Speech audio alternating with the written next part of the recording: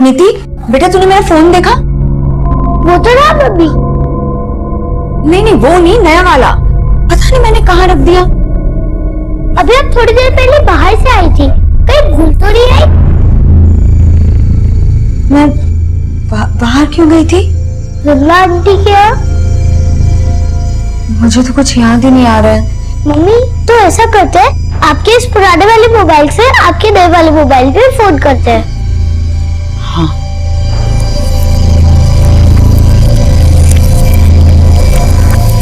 कोई फोन ही नहीं उठा रहा।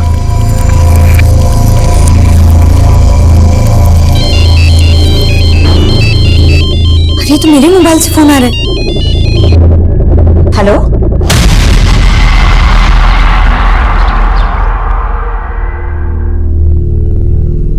भैया इसको एक गिलास जूस देना। हेलो कहाँ हैं आप? जी आप कौन? आपका मोबाइल खो गया था, वो मुझे मिला था और उसी के लिए आप मुझसे वसंत मार्केट मिलने आने वाली थी। हाँ ठीक है भैया आती हूँ। चल बेटा। अरे तूने अभी तक जूस फिनिश नहीं किया? भैया आप जरा इसका ध्यान रखेंगे? बस मैं 2 मिनट में आ रही हूँ, ध्यान रखिएगा इसका। बेटा मैं आती हूँ। हाँ देख ली मैंने ब्लू कार, मैं आ रही हूँ।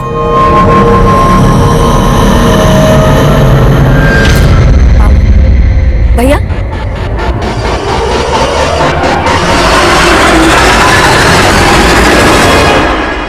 बेटा तुम्हारी मम्मी 2 मिनट बोलकर गई थी, 2 घंटे हो गए, अब तक आई नहीं। कहीं गई क्या?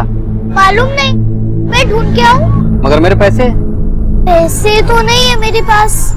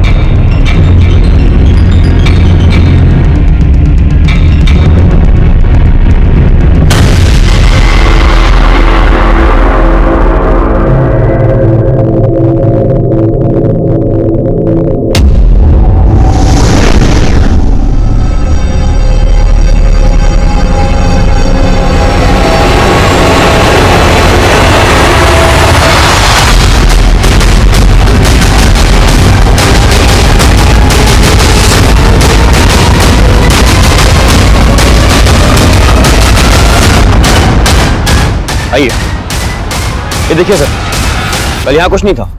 मॉर्निंग में चेक किया तो लगा कोई क्राइम हुआ है, इसलिए आपको इन्फॉर्म किया सर।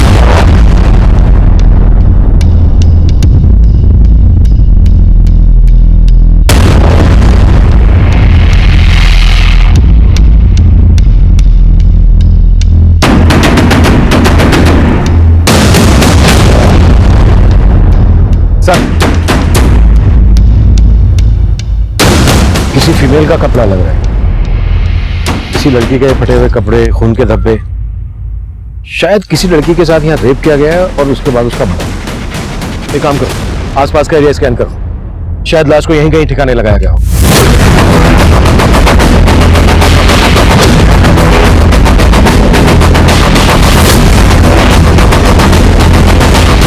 सर फिलहाल इस लेडीज फुटवेयर और फटे हुए कपड़े के अलावा यहाँ पर कुछ नहीं मिला है। जंगल काफी बड़ा है, छानबीन जारी है। यहाँ से 10 किलोमीटर के रेडियस में कोई रिहायशी इलाका नहीं है। एक काम करो, आसपास के पुलिस स्टेशन से पता करो, शायद किसी पुलिस स्टेशन में किसी औरत की गुमशुदगी की रिपोर्ट फाइल हुई हो। नमस्कार, मैं senior inspector Abhimanyu Jindal, crime petrol Dastak में आप सभी का स्वागत करता हूं।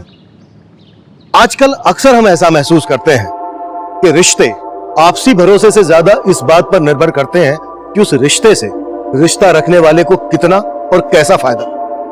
स्वार्थ और लालच से चरमराते रिश्ते कई बार अपराध को दस्तक देते हैं। यह केस भी ऐसे ही रिश्तों के साइड इफेक्ट से जुड़ा था, जिसमें कई बड़े अपराधों की दस्तक थी। तब हमें एक सुनसान जगह पर कई ऐसे सबूत मिले जो किसी लड़की के साथ रेप और मर्डर का अंदेशा दे रहे थे, पर हमें कोई लाश नहीं मिली।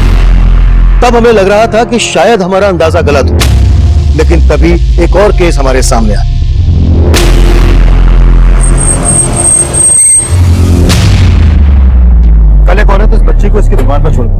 बोलकर गई कि थोड़ी देर में आ जाएगी वापस, लेकिन वापस ही नहीं है।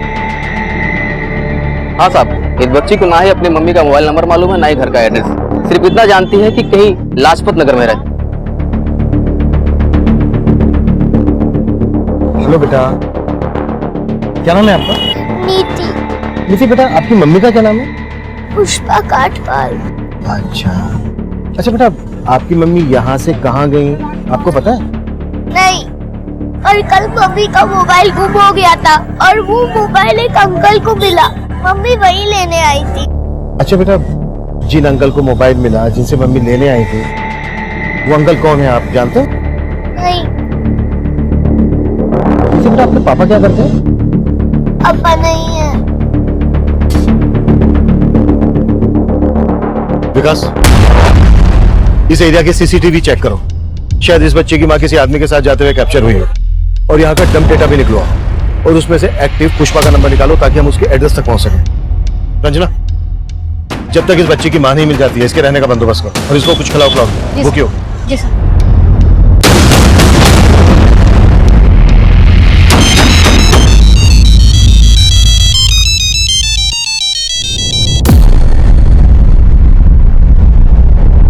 सर, नीति ने कंफर्म किया है कि यही पुष्पा कटपाल है, उसकी माँ।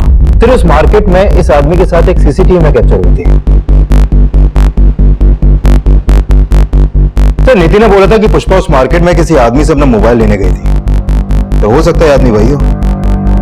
लेकिन पुष्पा इस तरह से अपनी बेटी को छोड़कर किसी आदमी के साथ क्यों जाएगी? चक्कर क्या है? सीसीटीवी के इस एंगल में गाड़ी का नंबर नहीं दिख रहा है। पुष्पा का पता लगाने के लिए इस नीली गाड़ी वाले की पहचान करना बहुत जरूरी है। जिस जंगल में खून के धब्बे देखे गए थे, वहां से 1 किलोमीटर दूर एक लड़की की लाश मिली।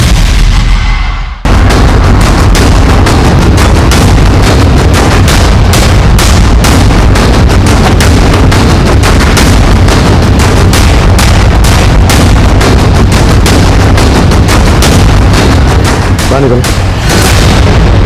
शायद इसका मर्डर वहीं किया गया हो जहां पर हमें वो ब्लड मिला। उस ब्लड और इस लड़की के ब्लड दोनों को मैच करवा के देखो। सर, जिस नीली गाड़ी में पुष्पा को जाते हुए देखा गया था, उसका नंबर एक दूसरे सीसीटीवी में कैप्चर हुआ है। सर, ये गाड़ी किसी मनोहर शर्मा के नाम लक्ष्मी नगर के एड्रेस पर रजिस्टर। मुझे एड्रेस एसएमएस करो, हम लक्ष्मी नगर पहुंचते हैं।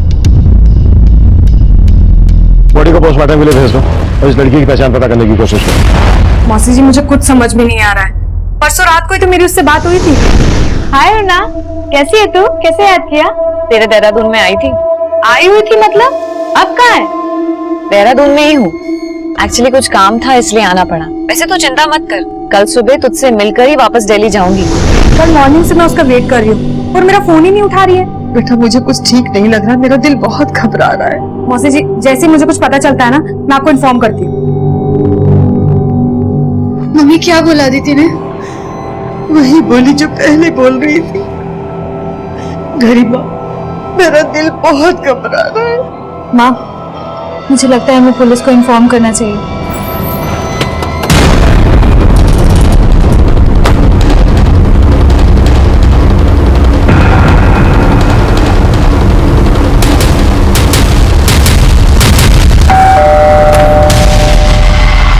मनोहर शर्मा। जी सर, मैं ही मनोज शर्मा। पुष्पा कटपाल का है। कौन पुष्पा खटपाल सर? मैं किसी पुष्पा खटपाल को नहीं जानता। कल तू वसंत मार्केट से उसे अपनी गाड़ी में बिठा कर ले गया और हमसे पूछ रहा है कि कौन पुष्पा कटपाल?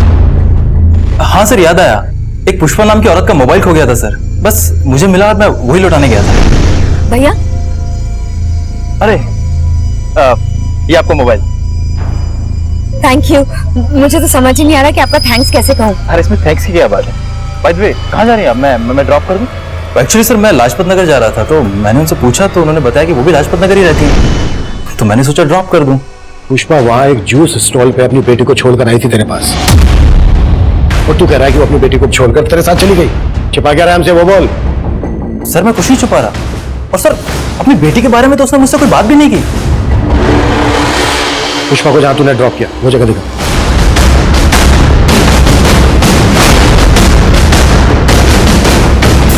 सर, यही वो जगह है, ये ड्रॉप किया था मैंने उसे।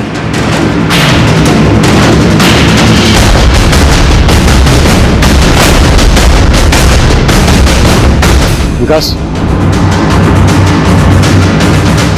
यहाँ आसपास कोई सीसीटीवी नहीं है। एक काम करो, नीति को इसका फोटो दिखाओ, शायद वो इसको जानती हो।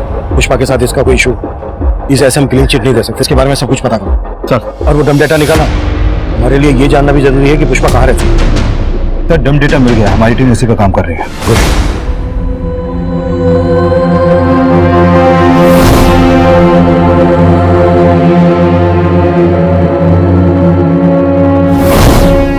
अरे नीति बेटा, आप रो मत। और आपने अपना खाना भी फिनिश नहीं किया। मुझे कुछ नहीं खाना। हाँ लेकिन क्यों नहीं खाना नीति बेटा को? खाना तो पड़ेगा, क्योंकि नीति बेटा की मम्मी वापस आने वाली हैं। सच? बिल्कुल सच। और उन्होंने आपके लिए चॉकलेट भी भेजी है। लेकिन नीति बेटा, हमें एक बात पता चली है, आपकी मम्मी को एक अंकल के साथ देखा गया है। कौन अंकल? ये मनोहर अंकल। आप इन्हें जानती हैं? देखा है कभी इन्हें? नहीं। अच्छा नीति बेटा, एक बात बताओ, कोई ऐसा है जो आपको और आपकी मम्मी को पसंद नहीं करता है, झगड़ा करता रहता है आपसे? हाँ अंकल, कुछ दिन पहले एक अंकल आए थे हमारे घर पे। वो अंकल मम्मी पे बहुत चिल्ला रहे थे, फिर मम्मी ने उन्हें बाहर भेज दिया। कौन थे वो अंकल? मालूम नहीं। अच्छा, क्या कह रहे थे वो आपकी मम्मी से? मालूम नहीं, लेकिन मम्मी उनसे बहुत गुस्सा थी।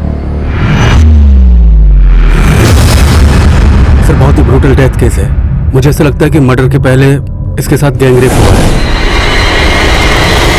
कॉज ऑफ डेथ क्या डॉक्टर? बॉडी में काफी एक्सटर्नल इंजरीज हैं, साथ ही इसका प्राइवेट पार्ट बहुत ही बुरी तरीके से इन्फेक्टेड है। हालांकि बाकी की डिटेल्स हमें पोस्टमार्टम रिपोर्ट आने के बाद ही पता चलेंगी। डॉक्टर, जंगल से जो हमें ब्लड ट्रेसेस मिले थे, क्या उसी लड़की के? नहीं सर, वो हमने चेक किया, पर वो इन ब्लड सैंपल के साथ लड़की के ब्लड सैंपल मैच नहीं कर रहे हैं। अगर वो ब्लड इस लड़की का नहीं था तो फिर किसका था?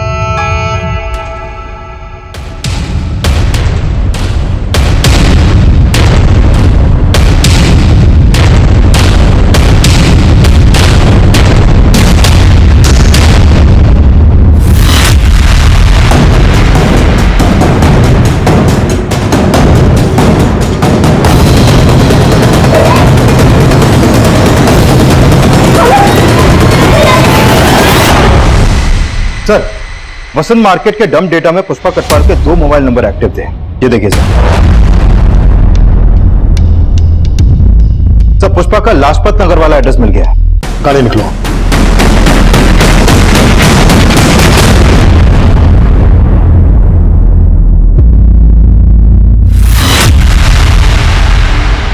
सर, पुष्पा और उसकी बेटी नीति यही घर पे रहती है और पिछले 2 दिन से उसके घर में ताला लगा हुआ है। दरअसल नीति परसों हमें वसंत मार्केट में मिली। पुष्पा जिस जूस की दुकान पर उसे छोड़कर गई थी, वहां लौटकर वापस नहीं आई। हे भगवान, वो फिर से नीति को भूल गई। फिर से नीति को भूल गई मतलब? सर, पुष्पा को भूलने की बीमारी है, इसलिए तो वो कोई भी बात ठीक से याद नहीं रख पाती है और इसी वजह से कई बार वो नीति को खो चुकी है। अरे पुष्पा, कैसी हो? हाँ अच्छी हूँ। अच्छा सुनो ना, कल अष्टमी है तो मैं कन्या जी मारी हूँ, तो नीति को प्लीज भेज देना। ठीक है, भेज दूंगी।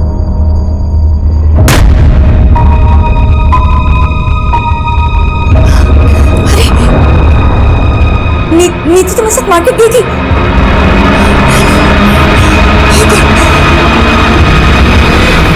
कब से पुष्पा को ये परेशानी? काफी टाइम से। पुष्पा उसका इलाज भी करवा रही है। नीति हमें जिस मार्केट से मिली, उस मार्केट से पुष्पा को इस आदमी के साथ जाते हुए देखा गया था। जानती हो इसे कौन है ये? नहीं सर, इसे मैं नहीं जानती हूँ। पुष्पा का कोई रिश्तेदार? सर, पुष्पा विधवा है, तो उसके फैमिली में ना ससुराल में ना मायके में कोई भी नहीं है। वो बेचारी तो इंश्योरेंस की पॉलिसी दे दे के अपनी बच्ची को पाल रही है। नीति ने हमें बताया था कि पुष्पा का किसी आदमी के साथ झगड़ा हुआ। ऐसे किसी आदमी को जानती हो जिसका पुष्पा के साथ कोई इशू हो? नहीं सर। Thank you. सर, मनोहर ने पुष्पा को जहाँ छोड़ा था वो जगह यहाँ पास में ही है, लेकिन सर इस औरत ने बोला कि पुष्पा को भूलने की बीमारी थी। कहीं ऐसा तो नहीं कि पुष्पा को वाकई में याद नहीं कि वो नीति को जूस की शॉप पे छोड़कर मनोहर के साथ यहाँ पर आई? पर इस लेडी ने यह भी बोला कि 2 दिन से यहाँ पर ताला लगा हुआ। अगर पुष्पा यहाँ पर आई थी तो बस ताला तोड़ दो।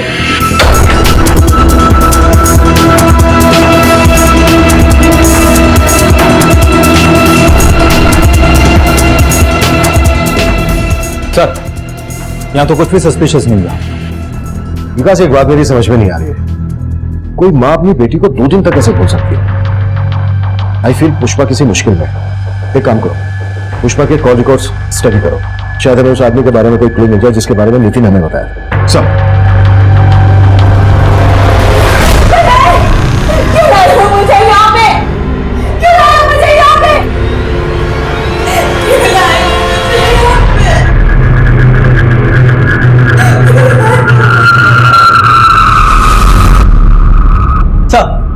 देहरादून के माल रोड पुलिस स्टेशन में करुणा नाम की लड़की की मिसिंग कंप्लेंट फाइल हुई थी।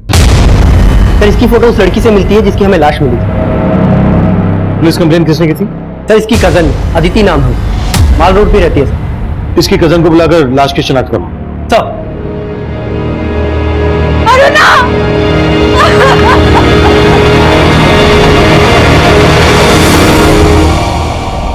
सर, अरुणा दिल्ली में रहती थी। 2 दिन पहले 7 अगस्त को किसी काम से वो यहाँ देहरादून आई थी। उसने मुझे कॉल करके बोला भी था कि मुझसे मिलने आएगी, पर वो घर आई ही नहीं। तुम्हारे अलावा देहरादून में और कहाँ आने वाली थी अरुणा? इस बार में तो मुझे नहीं पता। अरुणा दिल्ली में रॉयल स्टार होटल में काम करती थी, तो शायद उसी के किसी काम से आई होगी। अरुणा के पेरेंट्स भी दिल्ली में रहते हैं? नहीं सर, अरुणा रोहतक की रहने वाली है, तो उसके मदर और सिस्टर दोनों वही रहते हैं। तो दिल्ली में अरुणा अकेले रहती थी? नहीं सर, अपने फियांसे के साथ रहती थी। अरुणा के फैंसी का नाम क्या है और वो दिल्ली में कहाँ रहता है? सर, जनकपुरी में। अरुणा के फियांसे का नाम अजीम है। मैंने उससे बहुत कॉल किए, पर अजीम ने मेरा एक भी फोन नहीं उठाया।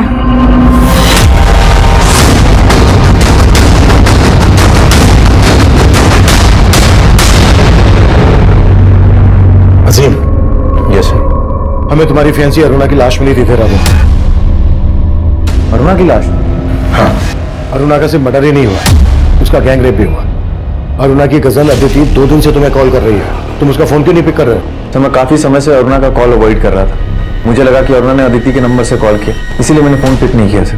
ऐसा क्या हुआ था तुम दोनों के बीच कि तुम उसका कॉल अवॉइड कर रहे थे? तो 6 महीने पहले मैं और अरुणा एक डिस्क में मिले, हम लोगों में बातचीत होने लगी और धीरे धीरे बहुत स्मार्टली तरीके से अरुणा ने मेरी जिंदगी में जगह बनाने की कोशिश की। फिर हम साथ रहने लगे और धीरे धीरे एक दूसरे के करीब आ गए। और फिर एक दिन। हाँ जी, अरुणा का? आप कौन? अरे हट सामने से। अरुणा, तू मुझे छोड़कर इसके साथ यहाँ मुंह मार रही है? अभी आइए, तू हट जा। ठीक अरुणा, मुझे 2 मिनट का टाइम दे रहा हूँ, अपना सामान पैक करो, मेरे साथ चल। अजीम, मैं सच में तुम्हें सब सच बताने वाली थी पहले, लेकिन मैं जा सकती हूँ। सर, अरुणा उसी दिन यहाँ से चली गई और उसके बाद मैं उससे कभी नहीं मिला। वो आदमी कौन था? क्या वो वाकई में उसका पति था? पता नहीं सर, न इससे पहले कभी उसे देखा था, न उसके बाद कभी उसे देखा। विकास, अरुणा की कजन बोल रही है कि अजीम उसका मंगेतर था और अजीम बोल रहा है कि अरुणा शादीशुदा थी।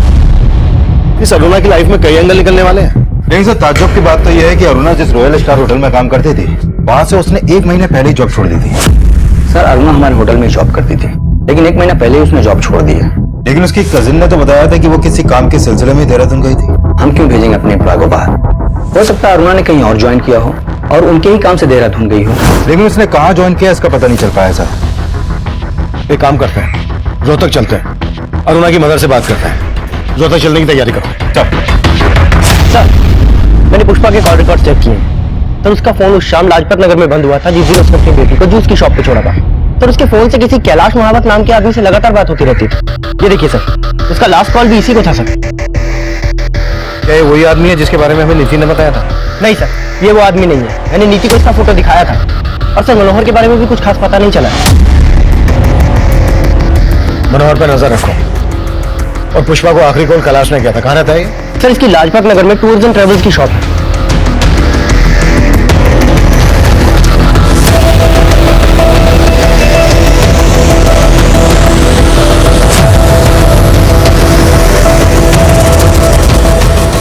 सर, ट्रैवल एजेंसी के साथ साथ मैं बीसी भी चलाता हूँ और पुष्पा हमारी उस बीसी की मेंबर थी। बीसी क्या? बीसी मतलब कमेटी सर। जो मेंबर्स होते हैं उनसे थोड़ा थोड़ा पैसा इकट्ठा किया जाता है और फिर महीने के आखिर में जिसके नाम की पर्ची खुलती है उसे वो पैसा दे दिया जाता है।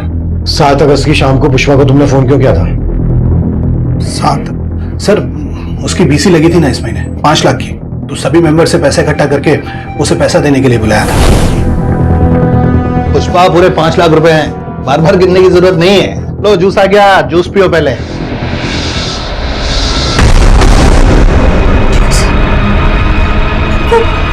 नीति को तो मैं जूस वाली शॉप पे बुलाई। जैसे याद आया तो यहाँ से पैसे लेके तुरंत निकल गई। देखो वो तो वहां पहुंची ही नहीं थी। वो छुपा तो नहीं रहे हो ना हमसे? नहीं सर, मैं छुपाऊंगा क्यों? जो हुआ था वही आपको बताया। जैसा कि कैलाश कह रहा है कि पुष्पा यहाँ से 5 लाख रुपए लेकर निकली थी, कहीं ऐसा तो नहीं है कि पुष्पा के गायब होने की वजह इन 5 लाख रुपए से ही जुड़ी है? सर मैं एक काम करता हूँ, इस दुकान से लेकर उस जूस शॉप तक के रास्ते में जितने भी सीसीटीवी हैं सबको स्कैन करवाता हूँ, शायद वहां से कोई लीड मिले।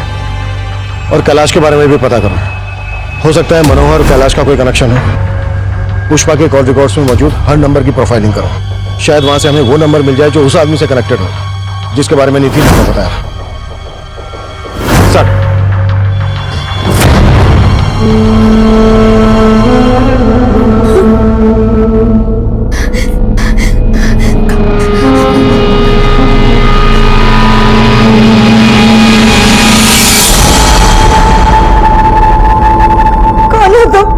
तो तेरी याददाश्त भी चली गई। मुझे यहाँ क्यों लाया हो तो? याद करूं, बिना वजह तो लाया नहीं। मुझे जाने दो, मेरी बेटी मेरा इंतजार कर रही होगी। जाने दूंगा, लेकिन इसके लिए पैसा लगेगा। मेरे पास कोई पैसा?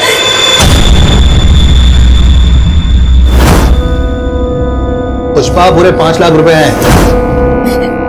मेरे पास जो 5 लाख थे वो तो पैसे का नाम लिया, सब कुछ याद आ गया। देख, वो 5 लाख तो भूल जा बे, और अगर तुझे यहां से निकलना है तो मुझे 5 लाख और दे दे। मेरे पास पैसे नहीं है। तेरे पास लादिन का चिराग है ना, उसको खींच दे मेरे लिए और चली जा। साहब, मेरा बस चलता तो मैं उसे कभी दिल्ली जाने नहीं देती। हमारा उसके सिवा और कोई सहारा भी तो नहीं था। घर की पूरी जिम्मेदारी उसने अकेले अपने सर पे ले रखी थी। एक ही झटके पे उसने हमें बेसहारा छोड़ दिया। अरुणा दिल्ली में काम क्या कर रही थी?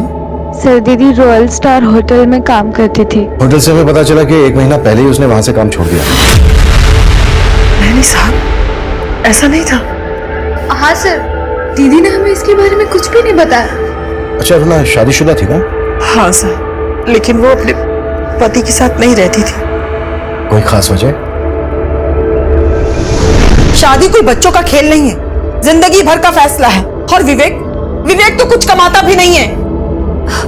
माँ जल्दी विवेक की जॉब लगने वाली है, और मैंने भी होटल मैनेजमेंट किया है ना, तो शादी के बाद मैं भी काम करूंगी ना। जैसे ही अरुणा ने विवेक से शादी की, उसे समझ आ गया कि ना तो विवेक उसके लायक है और ना ही उसके घर वाले। जब वो पेट से हुई तो अरुणा, दीदी, क्या विवेक जी ने ये सब किया? क्या हुई मेरी बच्ची?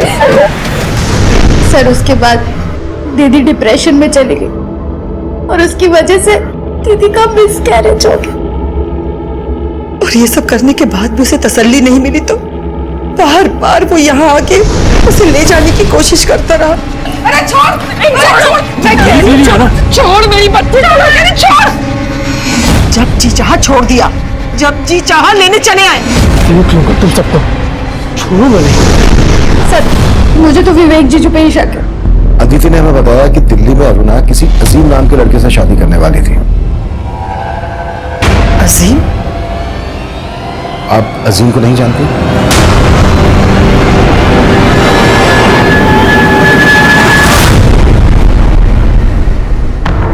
हेलो लॉकी, पैसों का इंतजाम हो गया? हाँ, इंतजाम हो गए। अब कहाँ है? मैं वहां आ जाता हूँ। मैं नहीं, मैं तुझसे नहीं मिलूंगी। तू एक काम कर, पैसे लेके गोविंद मार्ग पर पहुंच। वहां सोनू नाम का लड़का तुझे फोन करेगा और तुझसे मिलेगा। तू उसे 5 लाख रुपए दे देना। देखो, अब मैंने तुम्हारे पैसों का इंतजाम कर दिया। प्लीज मुझे जाने दो, मेरी बेटी मेरा इंतजार कर रही होगी। पहले पैसा मिलने दे, फिर तुझे छोड़ने के बारे में सोचूंगा।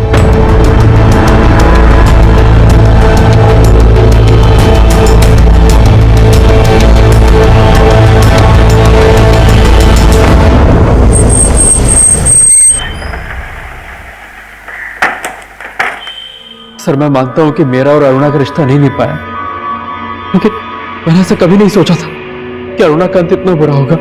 और इस बुरे अंत के लिए अरुणा के घर वाले तुम्हें जिम्मेदार ठहरा रहे हैं। सर अगर मैं आपसे कहूं कि उसके इस अंत के लिए उसके घर वाले जिम्मेदार हैं, तो क्या आप मुझ पर भरोसा करेंगे?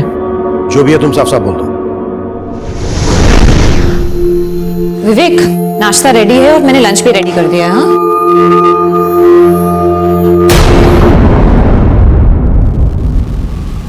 ये क्या कर रहे हो? एक बार मुझसे पूछ तो लेते मेरा ही डेबिट कार्ड यूज करने से पहले। अभी लैंडलॉर्ड को मैंने रेंट का चेक दिया है, अगर बैलेंस कम हो गया और चेक बाउंस हो गया तो? बाउंस कैसे हो जाएगा? अभी 2 दिन पहले तो हमारे अकाउंट में सैलरी आई है, पैसे कहाँ चले गए? कुछ काम था उसमें खर्च हो गए। किसमें खर्च हो गए? विवेक, जरूरी नहीं है कि मैं हर काम तुमसे पूछ के करूँ। हाँ, तो बताने में प्रॉब्लम क्या है? तुम अच्छे से जानते हो कि मैं प्रेग्नेंट हूँ, जॉब कर रही हूँ, उस घर का रेंट दे रही हूँ, खर्चा चला रही हूँ यहाँ का, और तुम अभी कुछ महीने बाद में हॉस्पिटलाइज हो जाओगी, तब क्या करोगे तुम? इसलिए बेहतर होगा कि अपना लेक्चर बंद करके ना तुम बाहर जाओ, कुछ काम ढूंढो और काम करो। सर अरुणा का घर छोड़ के जाना एक बहाना था, और उसने अपने मिस कैरेज के लिए भी मुझे ही जिम्मेदार ठहराया। तो सच तो ये कि उसे एक बच्चा चाहिए ही नहीं था। मतलब तेरे पास कई वजह थी अरुणा पर गुस्सा निकालने के लिए, और जैसे ही तुझे पता चला कि वो तुझे छोड़कर अजीम से शादी करने वाली है, तेरा खून खोल उठा और तूने नहीं सर, मैंने ऐसा कुछ नहीं किया है। कुछ नहीं किया है तो 1 महीना पहले अजीम के घर से कहाँ लेकर गया था तू अरुणा को? सर मैं गया था उसे लेने, लेकिन वो मेरे साथ आने के लिए तैयार नहीं हुई। तो बाद में अरुणा से कभी नहीं मिला।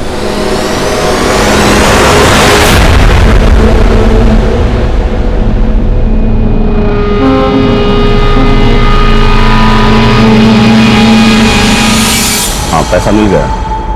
अच्छा, पुष्पा का क्या करना है? पुष्पा तब कहाँ थी इसकी हमें कोई लीड नहीं मिल रही थी, लेकिन पुष्पा के कॉल रिकॉर्ड से उस आदमी के बारे में हमें कुछ पता नहीं चल रहा था। साजिश करने वाला कोई और ही था। वहीं अरुणा के केस में अरुणा का दोस्त अजीम, अरुणा का पति विवेक और होटल रॉयल स्टार का मैनेजर रोहित हमारे प्राइम सस्पेक्ट। अजीम और रोहित दिल्ली में रहते थे, विवेक रोहतक में रहता था, और अरुणा की लाश मिली थी हमें देहरादून में। अरुणा का गैंगरेप किन्होंने किया होगा, उसका मर्डर किस मकसद से किया गया होगा, ये पहली तब हमारे लिए और जटिल बनने वाली थी। सर मैंने अरुणा के कॉल रिकॉर्ड स्टडी किए। उसका फोन 8 अगस्त की दोपहर तक उसी जंगल में एक्टिव था जहां से उसकी लाश मिली। लेकिन सर पोस्टमार्टम रिपोर्ट के हिसाब से तो उसकी मौत 8 अगस्त की सुबह 4 बजे के आसपास ही हो गई थी। हो सकता है उसका मर्डर करने के बाद उसका मोबाइल फोन वहीं पर डंप कर दिया गया हो। लेकिन सर इस पोस्टमार्टम रिपोर्ट में यह भी सामने आया है कि अरुणा का गैंगरेप उसकी मौत से करीब 6 से 7 घंटे पहले हुआ था, और उसकी मौत उसके सर पर लगी चोट से ज्यादा खून बहने की वजह से हुई थी। जंगल में जो हमें ब्लड स्पॉट मिले वो अरुणा के ब्लड से मैच नहीं करते। इससे ये तो साफ है कि अरुणा का मर्डर हुआ नहीं हुआ, कहीं और हुआ होगा। अरुणा की बॉडी को बोरे में भरकर डंप किया गया।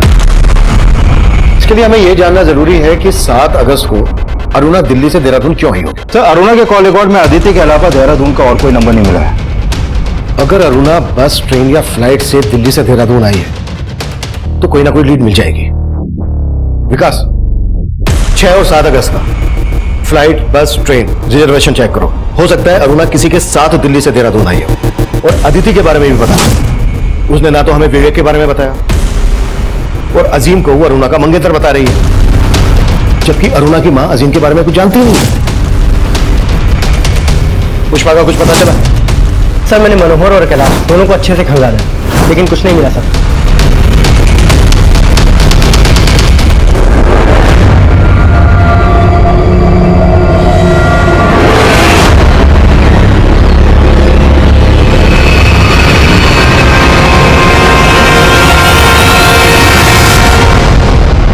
सर ये अरुणा 7 अगस्त की शाम को ट्रेन से देहरादून आई थी, और उस टिकट के पीएनआर नंबर में सिर्फ अरुणा ही अकेली पैसेंजर थी। लेकिन सर उसने ये टिकट दिल्ली के वनराज टूर्स एंड ट्रेवल्स से करवाया था, और उस टूर्स एंड ट्रेवल्स का मालिक ये संदेश नाम का लड़का है। सर इस अरुणा की संदेश से ही फोन पर काफी बातें होती थी। सर अरुणा अक्सर मुझसे टिकट बनवाया करती थी, इसलिए हमारी फोन पर बात हो जाती थी। ऐसे कितने टिकट करवाती थी? जो टेलीफोन करती थी, छुपा तो नहीं रहा ना हमसे? नहीं सर, लेकिन हाँ सर, वो अक्सर दिल्ली से बाहर जाते रहती थी। तो संदेश का कहना सही है। मैंने चेक किया, ये अरुणा मोस्टली हर वीकेंड पे इंडिया के अलग अलग स्टेट में ट्रेन और फ्लाइट से ट्रेवल करती थी। और बात सर, प्रगति रोड के पास वाले जंगल में पुष्पा की लाश मिली। नीति की मां पुष्पा कटवाल का मर्डर हो गया था और तब हम उसके कातिलों से पूरी तरह बेखबर थे। वहीं दूसरी तरफ अरुणा रेप और मर्डर केस में हमारी कोशिश एक चौंका देने वाला घुमाव लेकर आई। सर, हमारे खबरियों ने वनराज टूर्स एंड ट्रेवल्स वाले संदेश की बिल्डिंग लगाई तो पता चला कि संदेश एक पिंप है। वो कई हाई प्रोफाइल लोगों को एस्कॉर्ट प्रोवाइड करता है।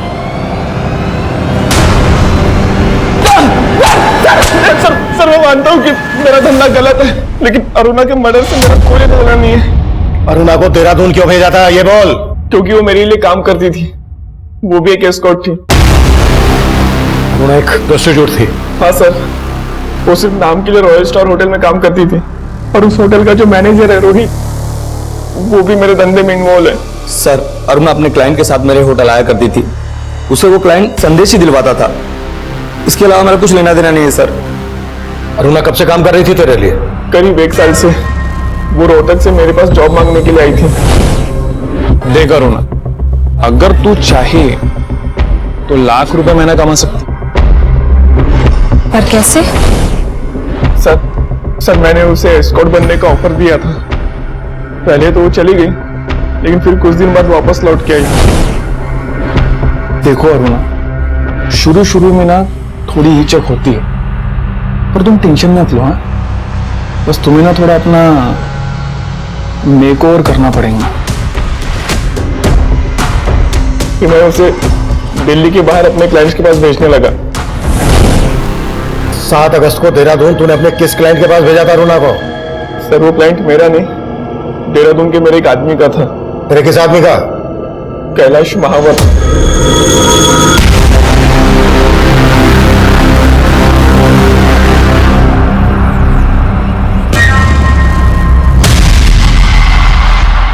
ये सोनू कैलाश के लिए काम करता है, और सर ये वही आदमी है जिसके बारे में नीति ने हमें बताया था, जिसका पुष्पा से झगड़ा हुआ था। What? पुष्पा के मर्डर का कनेक्शन भी इस कैलाश से जुड़ा है? हमने कैलाश और सोनू को ढूंढने के लिए अपना खबरी नेटवर्क एक्टिव कर दिया और हमारे खबरियों ने हमें उन तक पहुंचा दिया।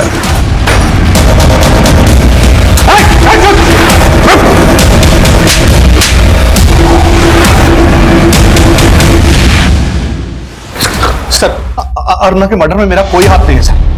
और पुष्पा से तेरा और सोनू का क्या कनेक्शन है? पुष्पा भी मेरे लिए काम करती थी सर। अच्छा सुन, वो मेरे क्लाइंट को ना अरुणा को फोटो बड़ा पसंद आया है, तो एक काम कर, 5 अगस्त को बुला ले उसे देहरादून, उनकी जंगल पार्टी को रंगीन बनाने के लिए। लेकिन अरुणा की कीमत याद है ना?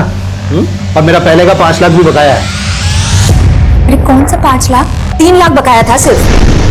वो बहुत बड़ी भुलक्कड़ थी सर, हमेशा मेरे पैसे देना भूल जाती थी। उस दिन मैंने उसे पीसी के पैसे देने नहीं बुलाया था, बल्कि अपने पैसे मांगने के लिए बुलाया था। ये ले तेरे 3 लाख। महानात्मा, 5 लाख थे, 5 लाख और 1 लाख इस बार का, 6 लाख रुपए लूंगा मैं। अरे तेरा दिमाग खराब हो गया है क्या? पहले के 3 लाख और इस बार के 1 लाख बस। मेरा दिमाग खराब है। ये जूस मत दे उसे, जहर दे, जहर। निकल बाहर। सुन, 6 लाख रुपए चाहिए मुझे पूरे, 3 लाख नहीं लूंगा।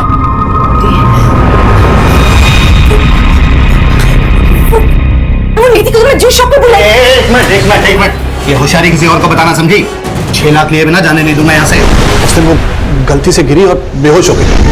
मैंने उसकी मरहम पट्टी कराई थी सर, और उसके बाद उसे गुलमोहर पार्क वाले घर में बंद कर दिया।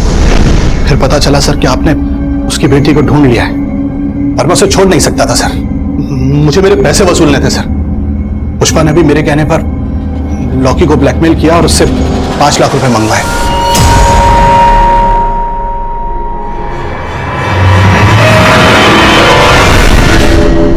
लॉकी कौन है? लॉकी पुष्पा का एक क्लाइंट सर। पुष्पा ने अरुणा को उसके पास भेजा था, और हमें पूरा यकीन था सर उसका मर्डर, गैंग रेप वगैरह सब लॉकी ने किया था। तो तू कह रहा है कि अरुणा का मर्डर लॉकी ने किया? जी सर। काम लगा है लॉकी?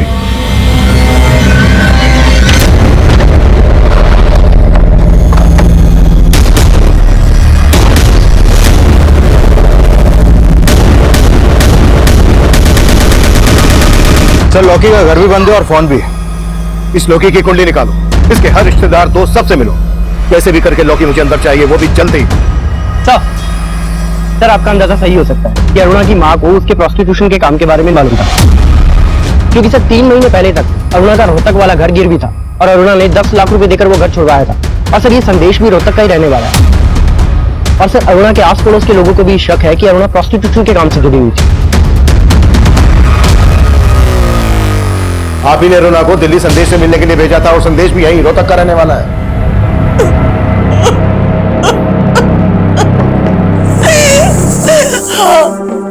हाँ मैं अरुणा की कसूरवार हूँ। क्या करती मैं? उसके बाप के जाने के बाद घर में खाने के भी पैसे नहीं थे, ये घर गिरवी रखना पड़ा मुझे। और अरुणा विवेक से शादी करके विवेक के लिए कमाने लगी। और इसी लालच में आपने अरुणा को विवेक से अलग कर दिया। कहीं ऐसा तो नहीं है कि अरुणा अजीम से शादी करना चाहती थी, ये बात आपको रास नहीं आई और आप ही ने अरुणा को? नहीं साहब नहीं, मैं बुरी जरूर हूँ लेकिन इतनी भी बुरी नहीं।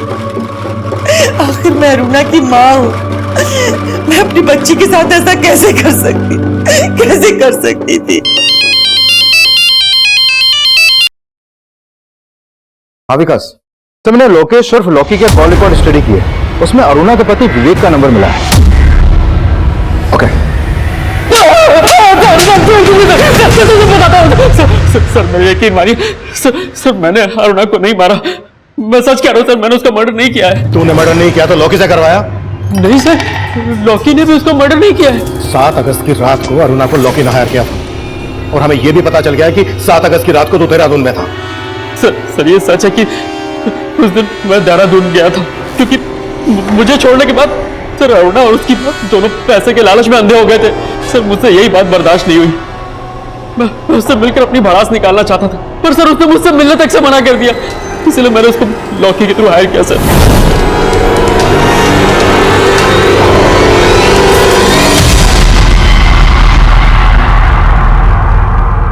क्यों चौंक गई? पर मुझे तो छोड़ चुकी है तू, मेरी बीवी तो रही नहीं, प्रोस्टिट्यूट है ना। और आज हम सब तेरे कस्टमर्स। क्या बना दिया है तुझे? विवेक मैं जानती हूँ मेरे पास तुम्हारे किसी भी सवाल का कोई जवाब नहीं है। चलो रे, हो गई हमारी बातचीत। जो काम करने आए हो ना, वो काम करो। विवेक तुम ये क्या? और सर अरुणा ने मेरे फ्रेंड को इंजर्ड कर दिया था। सर मैं सच कह रहा हूँ सर, मैंने अरुणा को नहीं मारा। तू ऐसे नहीं बोलेगा ना? बोल, लॉकी और बाकी के दोस्त कहां हैं तेरे?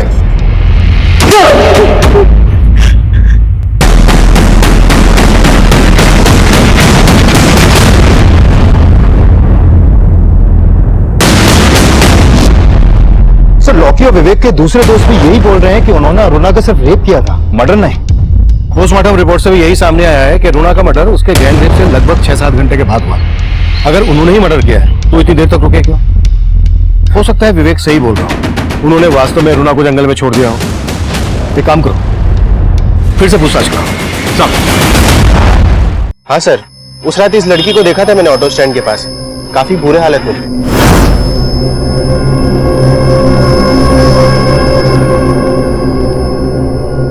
सर तब वो वहां से एक ऑटो से निकल गई। हाँ साहब, उस रात ये लड़की मेरे ऑटो में बैठी थी, उसके साथ कुछ तो गलत हुआ है साहब, उसकी हालत ठीक नहीं थी। कहाँ छोड़ा था इस लड़की को, बता सकते हो? सर मैंने उस लड़की को यहीं उतारा था और वो इसी बिल्डिंग में गई थी।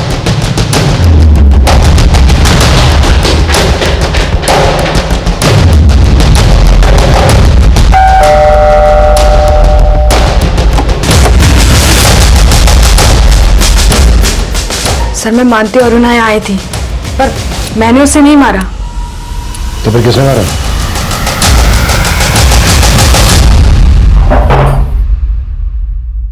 हो जाओ शुरू।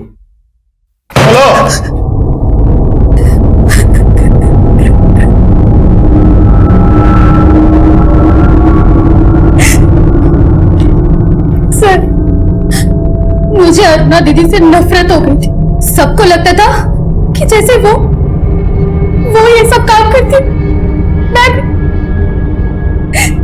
सब मुझे गंदी नजरों से देखते थे।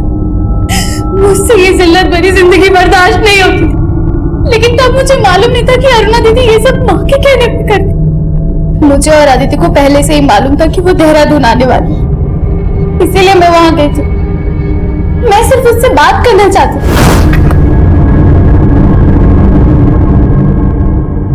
अरुणा,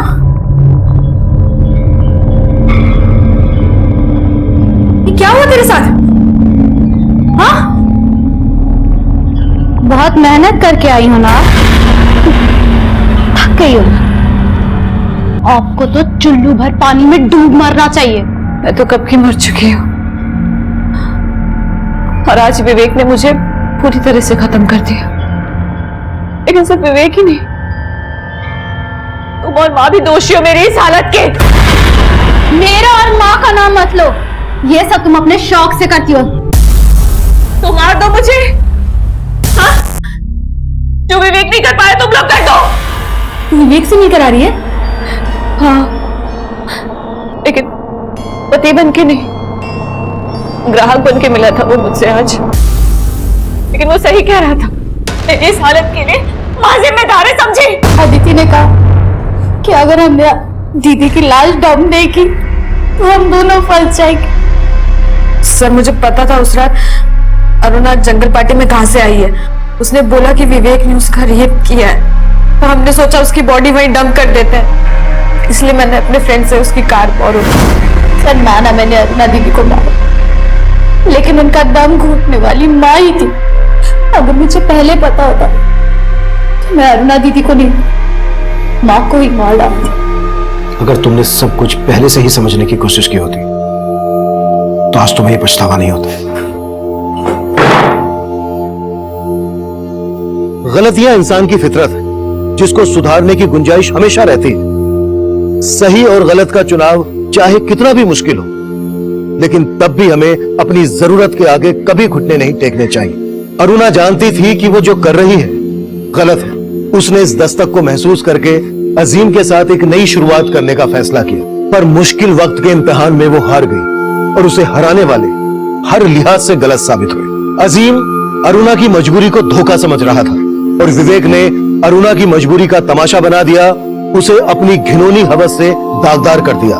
अरुणा की मां अरुणा की मजबूरी से अपना स्वार्थ पूरा कर रही थी और गरिमा ऐसी गलतफहमी का शिकार हुई कि उसने अरुणा का मर्डर कर दिया। ये सब ऐसी दस्तक थी, अगर इन पर अरुणा ने गौर किया होता तो अंजाम बदल सकता था। देखते हैं हमारे आज के एपिसोड की दूसरी। कोई भी शारीरिक या मानसिक विकार भगवान की देन होती है और उस पर हमारा कोई कंट्रोल नहीं होता, लेकिन चरित्र का विकार हमारी गंदी सोच से उपजता है। यही सोच समाज को खराब करती है, क्राइम बढ़ाती है। नमस्कार, मैं senior inspector Rajesh Jadhav crime petrol Dastak के आज के इस एपिसोड में आप सबका स्वागत करता हूं। आज मैं आपको एक ऐसे केस के बारे में बताने जा रहा हूं जो 6 महीने पहले मेरे सामने आया था, जब मैं नासिक के सरकारवाड़ा पुलिस स्टेशन में पोस्टेड था। 12 साल की एक बच्ची जो ना सुन सकती थी ना बोल सकती थी, 2 महीने की प्रेग्नेंट थी। ये हमारे समाज का एक बहुत ही घिनौना रूप है। जहां हमें ऐसे बच्चों के साथ हमदर्दी होनी चाहिए, वहीं पर कुछ लोग ऐसे बच्चों का फायदा उठाते हैं। ये बच्चे अपनी तकलीफ बयां नहीं कर पाते और इसीलिए ऐसे केसेस में कल्प्रिट के बच निकलने के चांसेस बहुत ज्यादा होते हैं। ये केस मुझे इसलिए भी याद रहेगा क्योंकि हमारे सामने एक साथ 2 केसेस आए थे जिन्हें हमें सॉल्व करना था। दूसरा केस था आरती नाम की एक लड़की का, जो दिमागी तौर पर कमजोर थी।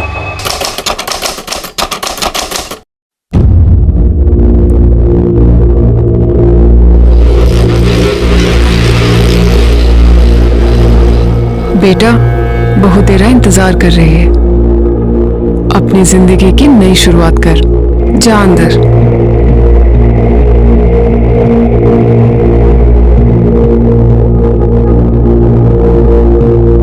हे भगवान, सब ठीक ठाक हो।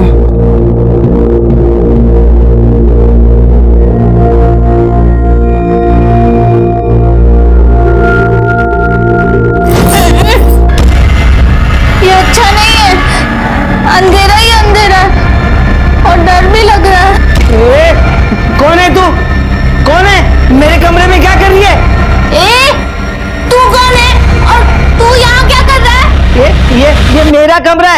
निकल इधर से। चल निकल। झूठे जा, ये मेरा कमरा है, आंटी ने बोला जा तू।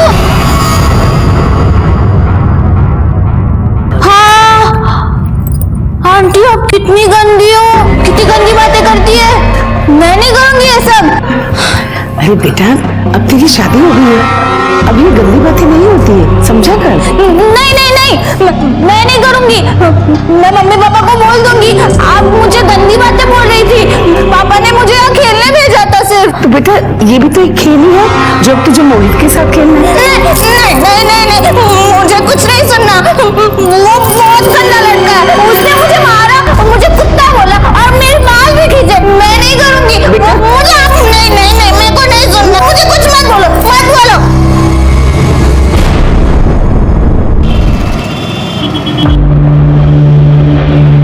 देखिए आपकी बेटी पेट से है। क्या? 2 महीने का गर्भ है।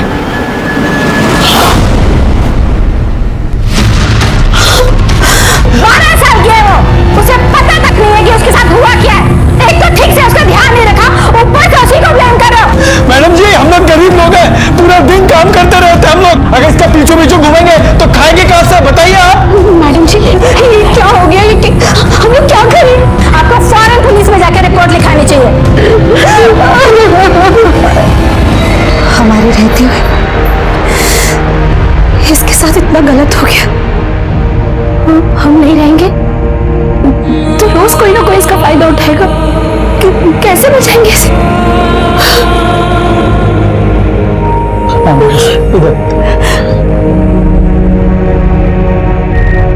मुझसे काम में मार देते इसे, खत्म कर देते। बेटी है वो, ऐसे कैसे बोल रही मार देते?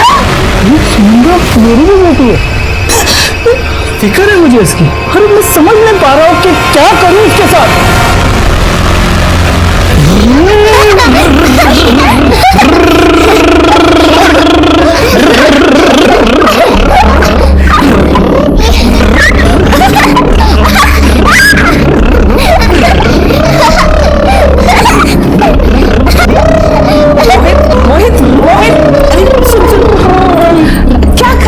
सुन मेरी बात सुन, तेरे को जितना खेलना है ना उनके संग खेल ले इनके कमरे में। मैं आके ये भी नहीं बोलूंगी कि सो जा मोहित सो जा। अरे तुम दोनों बोलो ना ऐसे कि चलो हमारे कमरे में। चलो ना चाची, चलो ना चाची,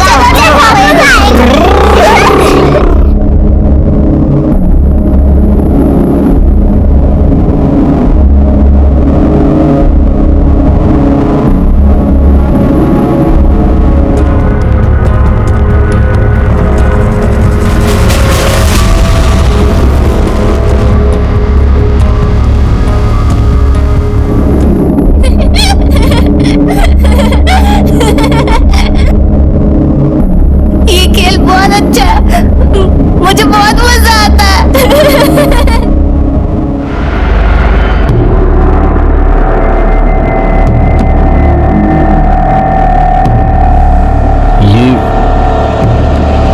ये 12 साल की बच्ची 2 महीने की प्रेग्नेंट है।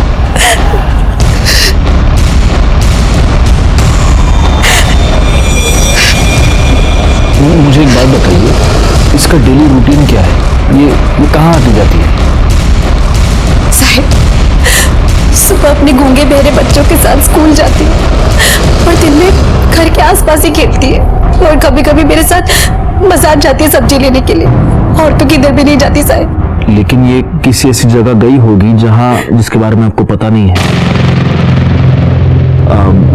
आप उससे पूछ सकते हैं।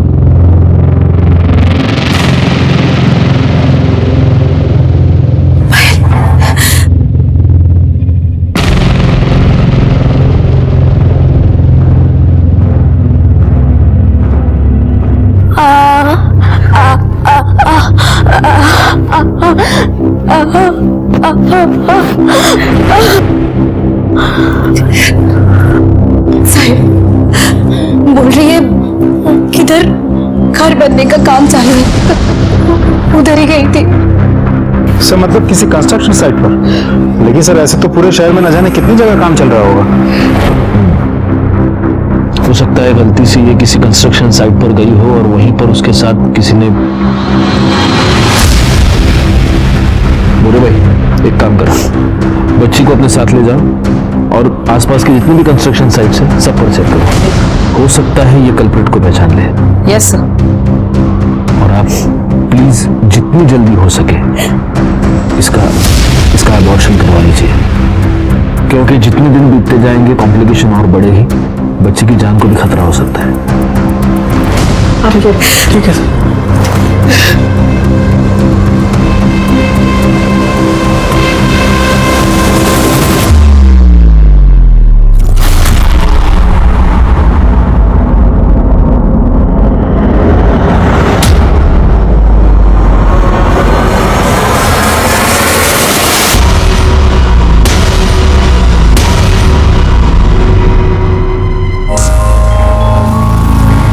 आटा कम पड़ेगा। सुनो, अरे आटे की थैली निकालना ऊपर से, जल्दी थोड़ा।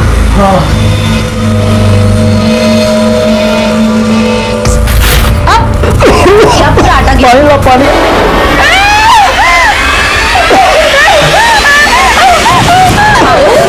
अरे क्या हुआ? अरे बाबा उसने वो आटा गिरा ना, भूल से सर दिख रहा है, इसके लिए वो डर गई। वो तेरा बाबा कुछ नहीं।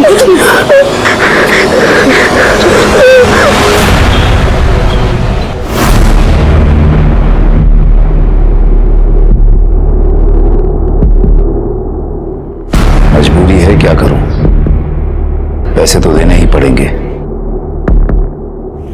इतना मुझे भी मालूम है कि जो हो रहा है वो गलत हो रहा है। सही गलत क्या होता है भाऊ, सिर्फ काम होने से मतलब है।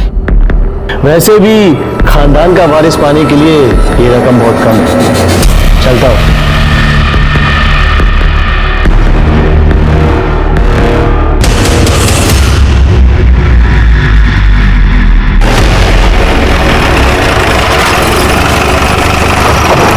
पकड़ो सबको, राउंड अप पे लो। उठ, खड़ा हो जा।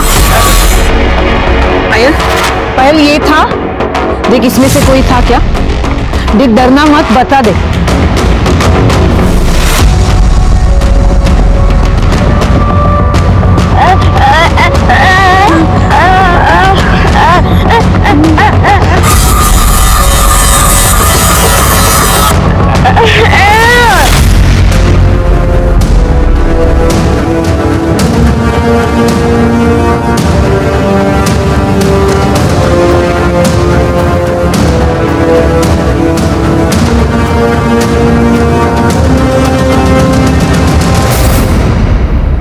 इतना नहीं कर सकती कि रात को मोहित को आरती के कमरे के आसपास जाने से रोक लो? तुम्हें पता है ना हमें आरती से बेटा चाहिए। और अगर उसे बेटी हुई तो?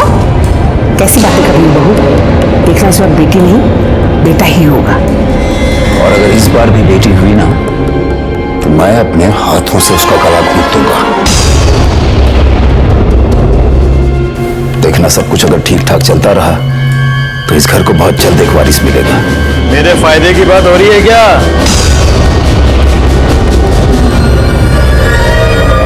बैठने की जरूरत नहीं है, अंदर कमरे में चलो।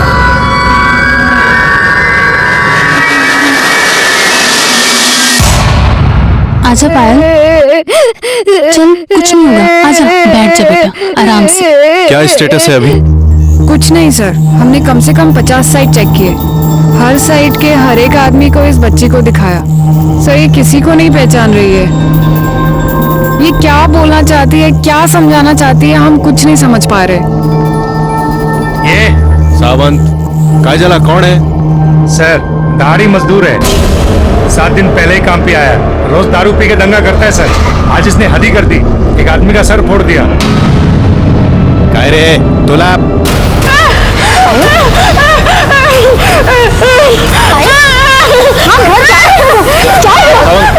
एक काम करो, इसको ले जाओ और उसको बिठा के रखो। सर चल।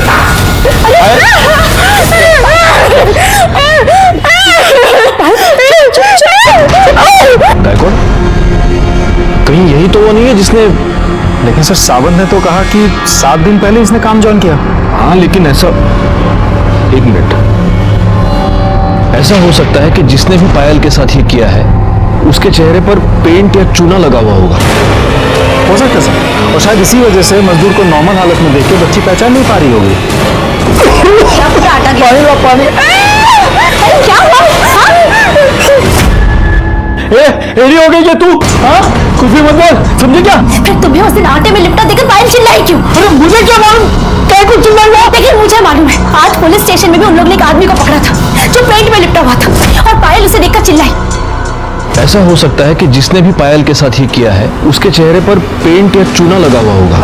और पायल तुम्हें ही देखकर चिल्लाई थी और तभी मैं समझ गई कि पायल के साथ ये गंदा काम तुमने ही किया है। पागल, हाँ? मेरे पे उसने आटा गिरा था क्या नहीं? और रोज गिरता है मेरा अंदर आटा। एक बात बताओ, जब भी तुम चक्की से आते हो और आटे में लिपटे हुए होते हो वैसे ही दिखते हो कि नहीं? और तभी मैं सोचूं कि आजकल नहा धो के क्यों आ रहे हो? देख तू परेशान है, मेरे को मालूम है पायल को लेके। उसके लिए मेरे ऊपर इल्जाम मत लगा, मेरी भी बेटी है वो। मैं इल्जाम नहीं लगा रही हूँ, तुमने ही पायल के साथ गंदा काम किया है। हाँ, और तभी मैं सोचूं कि उसे मारने की बात क्यों बोल रहे थे? मार देते इसे, खत्म कर देते ताकि तुम पकड़ा ही ना जाओ। एक और लो, खूब टिकट आए सर, बस बस। अरे तो क्या हुआ, लो लो, एक बस है सर, बस। क्या तुम भी गायकवाड़? कोटवारी कंस्ट्रक्शन साइट पर एक लड़की की लाश मिली है।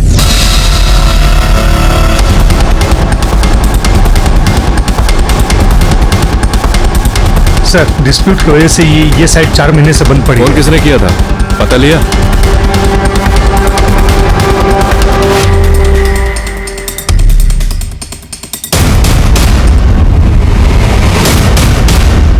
ये हटाना जरा।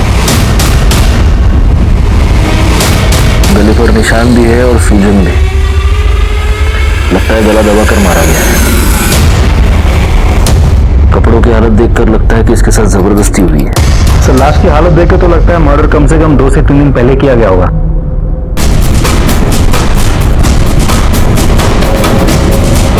सर आधी खाई हुई चॉकलेट, इतनी बड़ी लड़की चॉकलेट की लालच में यहाँ तक आ गई।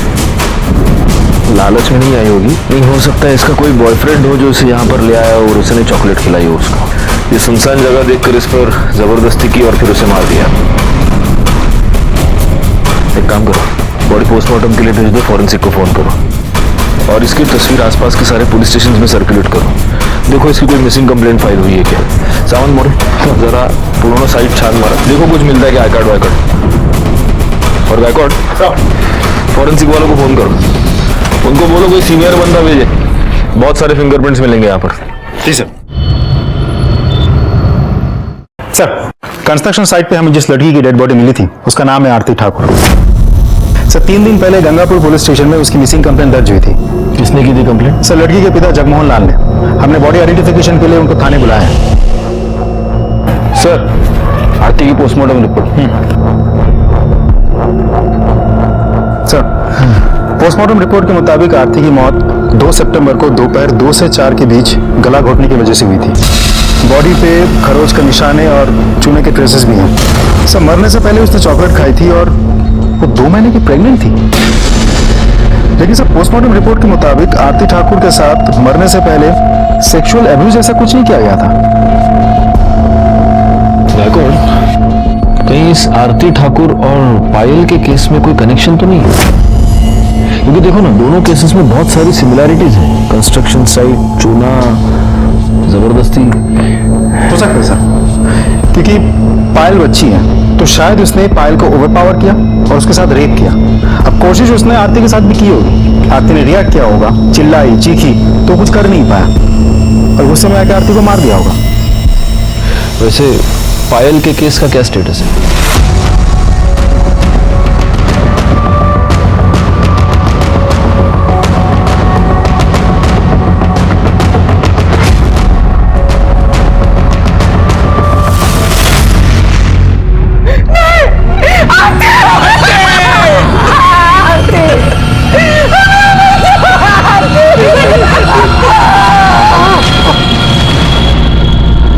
बच्चे को मेंटल प्रॉब्लम था, उसकी उम्र तो बढ़ गई थी लेकिन दिमाग नहीं। इकलौती इकलौती बच्ची थी हमारी, बड़े प्यार से पाला था उसे, कभी बोझ नहीं समझा हमने। हमें पता था कि सारी उम्र हमें उसकी देखभाल करनी है, क्योंकि बाकी सारी लड़कियों की जैसी उसकी शादी कभी नहीं हो सकती थी। लेकिन अचानक एक दिन सामने से उसके लिए रिश्ता आया। देखिए, आपकी बेटी आरती हमारे बेटे मोहित के लिए एकदम परफेक्ट मैच है।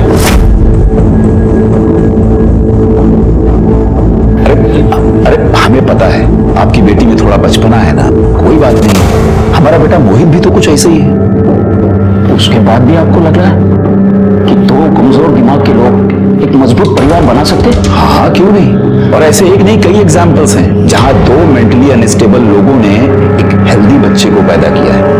और ऐसा मैं नहीं कहता हूं, डॉक्टर्स का कहना है। एक बात तो आप मानेंगे, ये दोनों बच्चे आपस में एक दूसरे को जितना समझेंगे ना, उतना हम इन्हें नहीं समझ सकते। एक बार नॉर्मल इंसान को इनसे प्रॉब्लम हो सकती है, लेकिन इन दोनों को आपस में कभी कोई प्रॉब्लम नहीं होगी। हमने भी सोच लिया कि एक बार कोशिश करके देखें। और धर्मचंद जी कोई ऐसी वैसी तो हस्ती थी नहीं, बड़े बिजनेसमैन थे, बड़ी फैमिली थी उनकी, बड़ा बेटा, बड़ी बहू, पोतियां, दुनिया देखी थी उन्होंने, तो हमें लगा वो सही होंगे। तो आपने आरती की शादी करवा दी? करवा तो दी, लेकिन बाद में हमें लगा कि हमने बहुत बड़ी गलती की है। 2 बार वो ससुराल से बिना बताए भागकर हमारे पास आए। पापा, वो लोग बहुत गंदे लोग हैं। वो मेरे को क्या बोलते पता? तुम मोहित के साथ गंदी बातें कर, उसके साथ सो जा। मैंने बोला नहीं, मैं बहुत अच्छी लड़की हूँ, मैं नहीं करूंगी। पापा, मैंने सही किया ना? बोलो ना, मैंने सही किया। तुमने मना क्यों किया? मोहित बहुत अच्छा लड़का है। नहीं नहीं नहीं, वो अच्छा लड़का नहीं है। मैं अच्छी हूँ, मैं उसके साथ खेलती हूँ ना, तभी वो अच्छा लगता है। मैं अपने कमरे में सोती हूँ ना, मेरे को बोलता ये मेरा कमरा है, इधर से चली जा। मैं क्यों सोऊं उसके साथ? मैं नहीं रहूंगी। हमने सोचा कि आज नहीं तो कल मोहित और आरती के बीच में सब कुछ अच्छा हो जाएगा, लेकिन आरती इस बात पर अड़ी रही कि मैं वापस नहीं जाऊंगी। फिर हमने जैसे तैसे बेला फुसला कर उसे वापस भेज दिया, लेकिन वो फिर भाग गई। लेकिन वो आखिरी बार, उसके बाद वो कभी नहीं आई थी। मैंने फोन किया तो वो बहुत खुश लग रही थी। हमें लगा कि सब कुछ अच्छा हो गया है। लेकिन अभी कुछ दिन पहले मैंने फोन किया तो ससुराल वाले बोले कि वो वहां नहीं। मुझे लगा कि वो यहाँ आई होगी। मैं समझ गया कि मेरी बच्ची कहीं गुम हो गई है, इसके लिए मैंने पुलिस स्टेशन में कंप्लेंट भी लिखवाई। मेरी बच्ची माँ बनने वाली थी और अभी कभी वापस नहीं आएगी।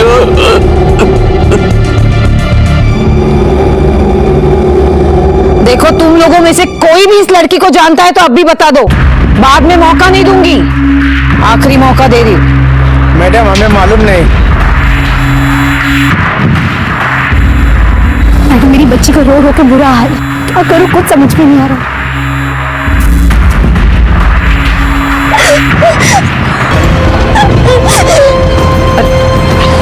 पायल, रुक बेटा। पायल,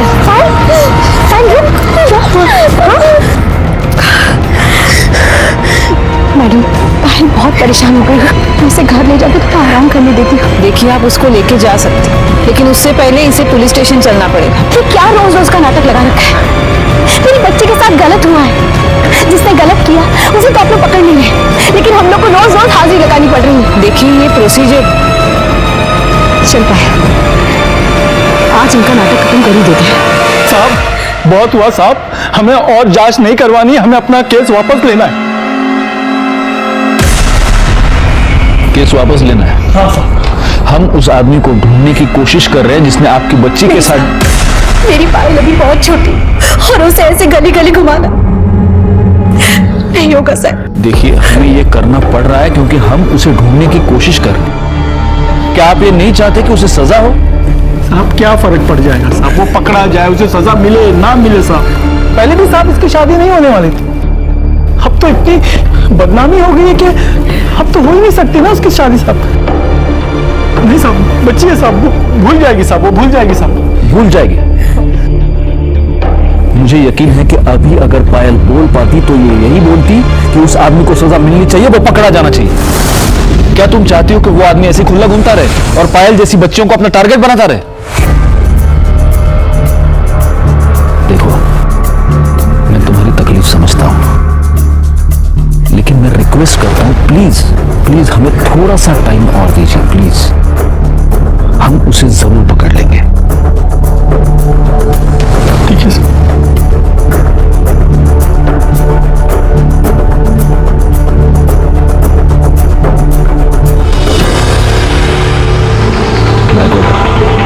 जल्दी से जल्दी ये केस सॉल्व करना है। लेकिन सर कैसे?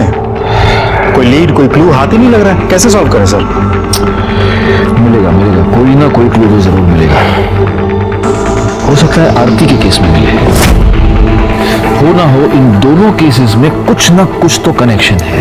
पायल बोल नहीं सकती, सुन नहीं सकती, आरती दिमागी रूप से बच्ची थी, यानी कि दोनों ऐसे दरिंदे के लिए इजी टारगेट्स थे। पायल पर किसी कंस्ट्रक्शन साइट पर रेप हुआ और आरती की लाश भी हमें मिली एक कंस्ट्रक्शन साइट पर। चूने से लथपथ आदमी को देखकर पायल रिएक्ट करती है। आरती की बॉडी पर हमें चूने के ट्रेसेस मिले। हो सकता है वो आदमी आरती को चॉकलेट का लालच देकर कंस्ट्रक्शन साइट पर ले गया है। वहां उसने आरती पर जबरदस्ती करने की कोशिश की। आरती ने चीखा, चिल्लाया और उसने आरती को मार दिया। काम करो गायकवाड़, फॉरेंसिक वालों को पूछो वो जो चॉकलेट का रैपर था उस पर किसी के फिंगरप्रिंट्स हैं क्या? हो सकता है ये किसी सीरियल रेपिस्ट का काम हो।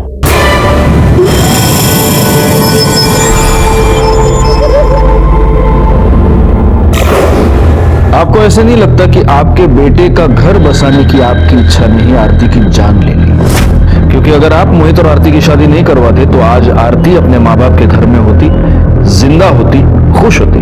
क्या कह रहे हैं सर आप? मैं तो सिर्फ अपने बेटे का घर बसाना चाहता था, अपने खानदान के लिए एक वारिस चाहता था। मतलब ये कि मेरे बड़े बेटे रोहित की सिर्फ 2 बेटियां हैं। बहुत कोशिश करने के बावजूद बेटा नहीं पैदा हो सका और मेरे पास रोहित की शादी करवाने के अलावा और कोई चारा नहीं था। अपने खानदान के लिए वारिस की चाहत रखना कौन सा गुनाह है? और आपके प्लानिंग के मुताबिक आरती आराम से आपके घर में एडजस्ट हो गई। हाँ सर। हाँ साहब, यहाँ वो बहुत खुश थी। इतनी खुश थी कि 2 बार बिना बताए अपने मायके भाग गई। सर तो शुरू में नॉर्मल लड़कियों को भी एडजस्ट होने में टाइम तो लगता है ना सर। वो तो फिर भी मेंटली अनस्टेबल थी। एनीवे, मोहित कहाँ है? उसको बुलाइए।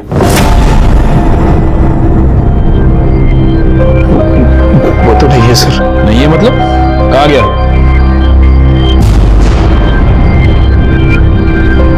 क्या हुआ? आप सब लोग ऐसे चुप क्यों हैं? कहाँ गया मोहित? हाँ मालूम नहीं सर, कहाँ है वो? मतलब सब वो जब से आरती गई है वो एकदम उदास हो गया था। घर में, बाहर, मोहल्ले में, हर जगह आरती घर से निकल गया और लौट कर नहीं आया। तो आप लोगों ने उसकी मिसिंग कंप्लेंट फाइल की है? हाँ सर। बड़े कमाल के लोग हैं।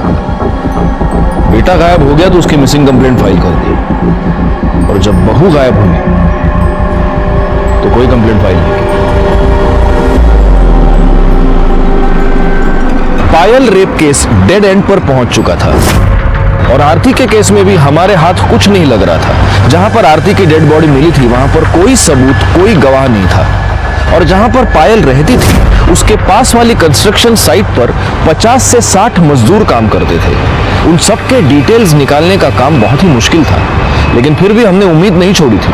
दूसरी तरफ मोहित का अचानक से गायब होना खटक रहा था, लेकिन चूंकि उसकी मिसिंग कंप्लेंट फाइल हो चुकी थी हम उसकी भी तलाश कर रहे थे। और तभी किस्मत ने हमारा साथ दिया और हमारे हाथ एक ब्रेक थ्रू लगा।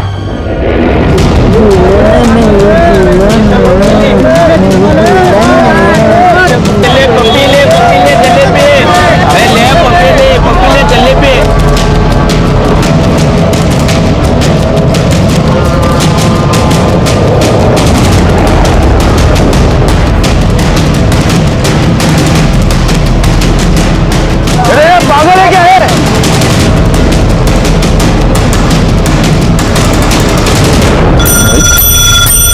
मोहित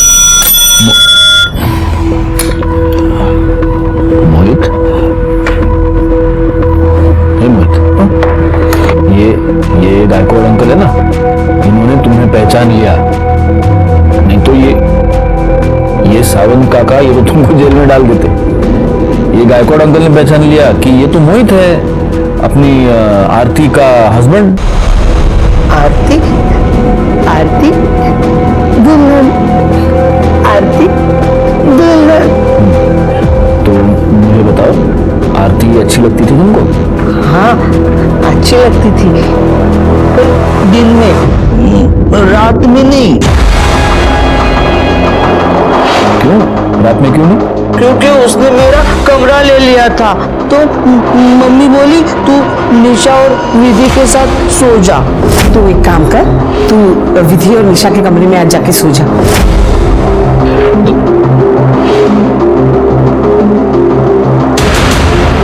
मतलब उस दिन के बाद तुम और आरती उस कमरे में साथ में कभी नहीं सोए?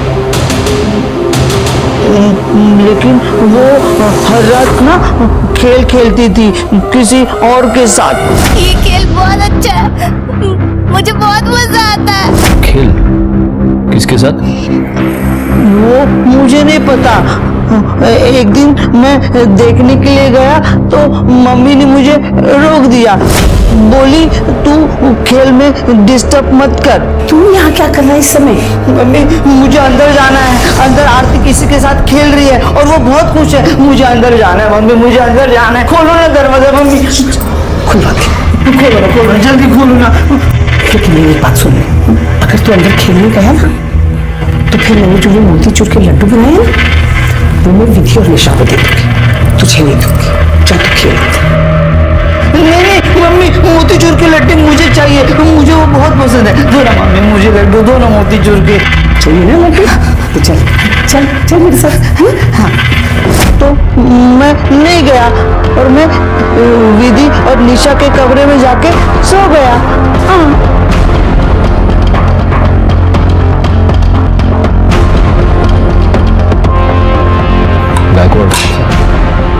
खेल, समझ रहे हो गायकवाड़? मतलब इस खेल के नाम पर धर्मचंद की फैमिली में कोई क्राइम हो रहा था और अब पूरी की पूरी फैमिली हमसे ये छुपाने की कोशिश कर रही है।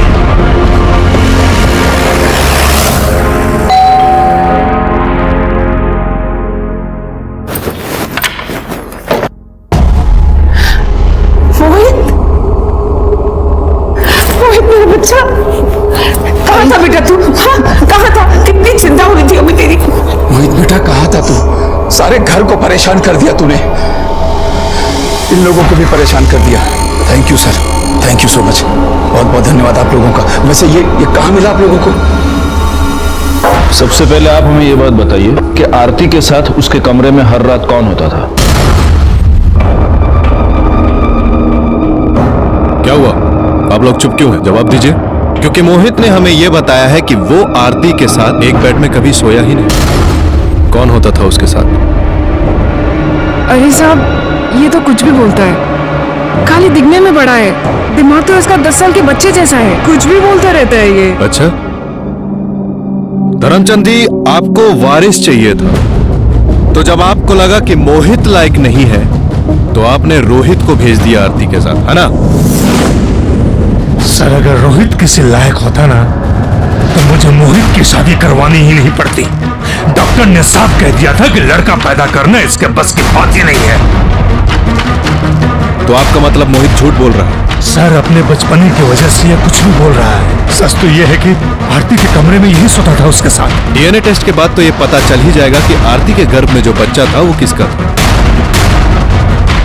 गायकवाड़ तब तक एक काम करो, इन सबके फोन नंबर्स ले लो और जब तक ये केस सॉल्व नहीं होता आप में से कोई भी ये शहर छोड़कर जा नहीं सकता।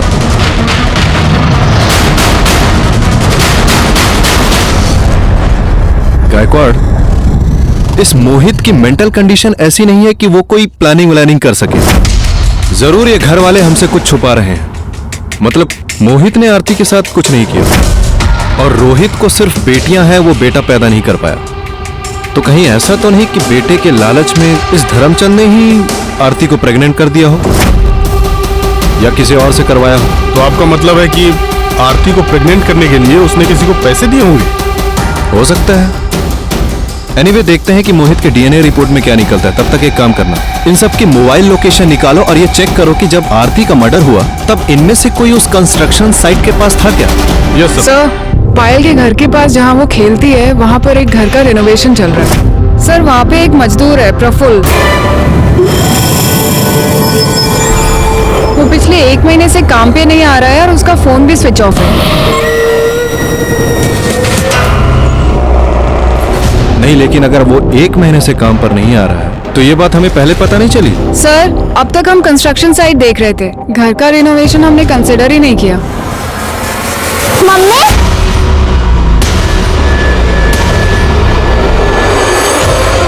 सर और अमरावती के एक गांव में उसकी बीवी रहती है, वहाँ पे वो लगातार फोन करते रहता है। पीसीओ से? यस सर, पीसीओ का लोकेशन ओमेगा मॉल दिखा रहा है और हमारी टीम वहाँ पे सिविल में है। सर जैसे ही कोई प्रफुल्ल की बीवी का नंबर डायल करेगा हम उसे पकड़ लेंगे। गुड। सर ये डीएनए। सर रिपोर्ट के मुताबिक आरती के पेट में जो फिटस था उसका डीएनए मोहित के डीएनए से 50% मैच होता है। इसका मतलब जिसने भी आरती पर जबरदस्ती की है वो मोहित का ही फैमिली मेंबर है। मतलब ये धर्मचंद हमसे कुछ छुपा रहा है। ये दूसरा लेटर क्या है? सर मैंने खोला नहीं, इस पर आपका नाम लिखा है।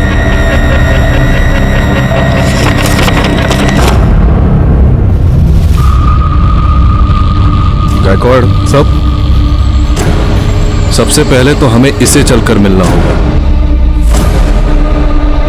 नमस्ते।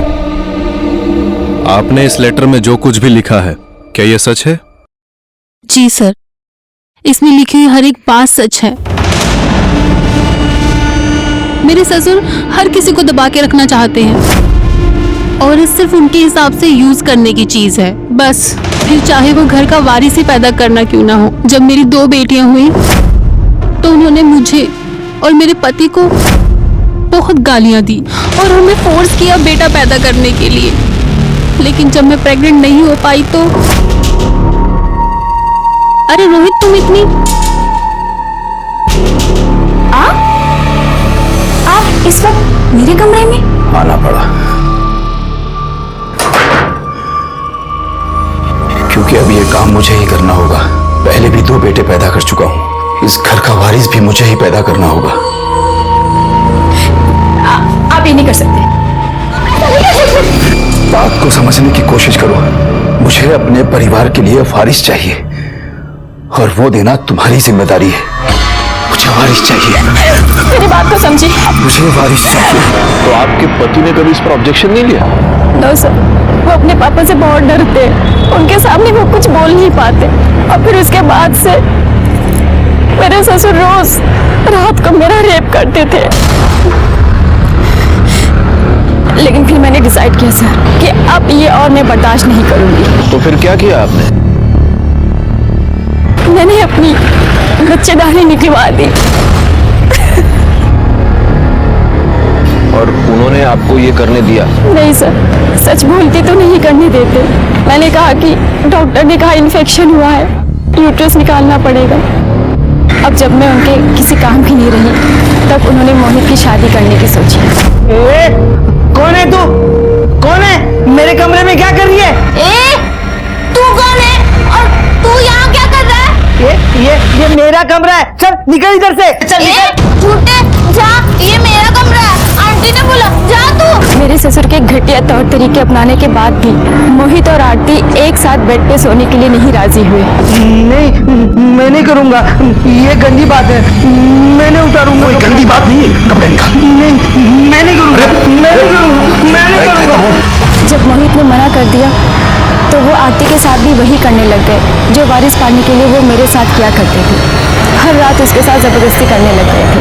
फिर आरती को धीरे धीरे ये सब अच्छा लगने लग गया।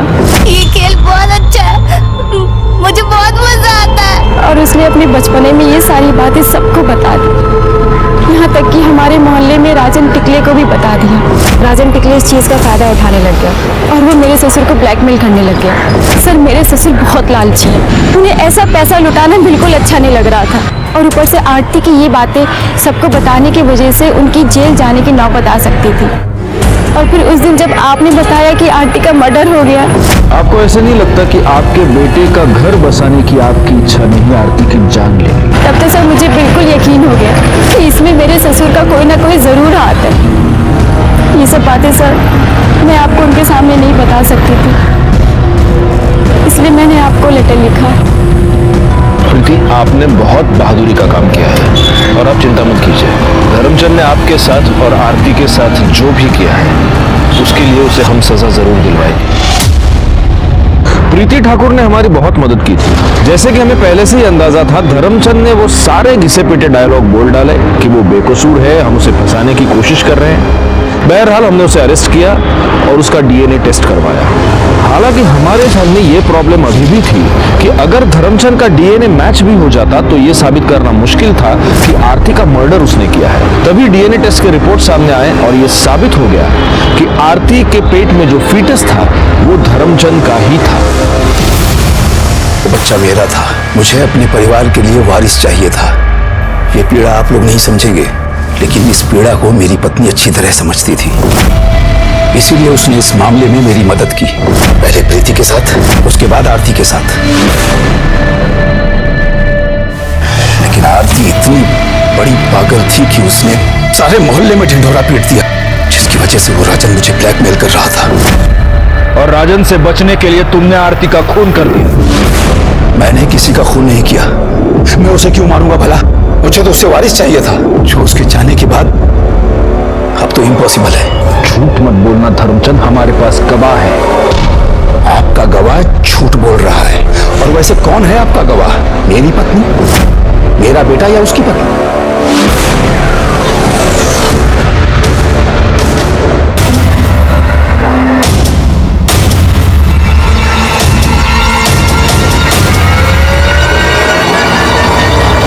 हम मत कर रहे हैं। अरे एक चाय दे रे।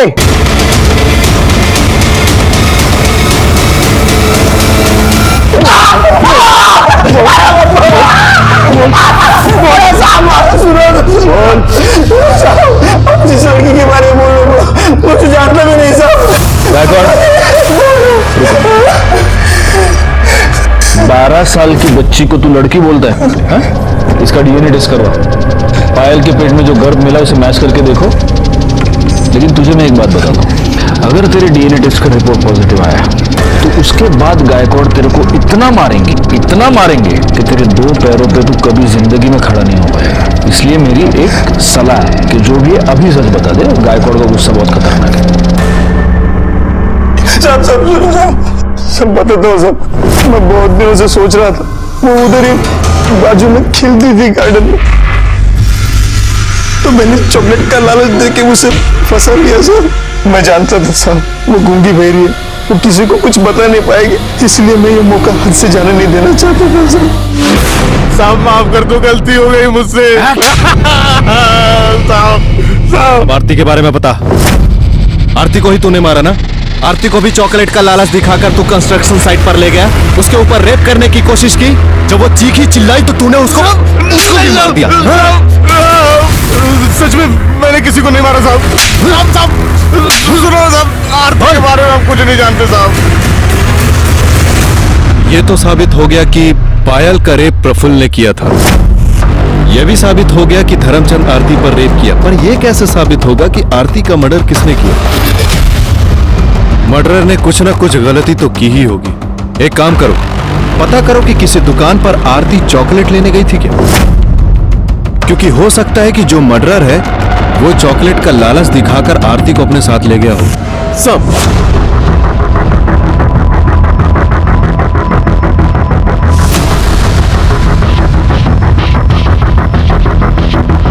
हाँ सर, आई थी।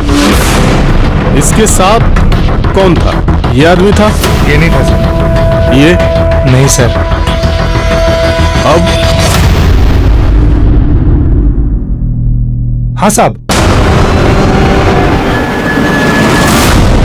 हमें ये तो पता चल गया कि तुमने आरती का मर्डर किया। क्यों किया? तुमने आरती को इसलिए मारा क्योंकि तुम अपने ससुर से बदला लेना चाहती थी। तुम नहीं चाहती थी कि धर्मचंद को उसका वारिस मिले, तुम ये चाहती थी कि धर्मचंद जिंदगी भर वारिस के लिए तड़पता रहे। कैसे मारा उसको, बताओ। उस दिन 2 सितंबर को मैं और आरती घर में अकेले थे। मैंने उसको ये लालच दिया कि मैं उसको उसकी फेवरेट चॉकलेट दिलाऊंगी और अपने साथ लेके चली गई। मुझे ये भी पता था कि कंस्ट्रक्शन साइट बहुत टाइम से बंद पड़ी है। मैंने उसको उसकी फेवरेट चॉकलेट दी और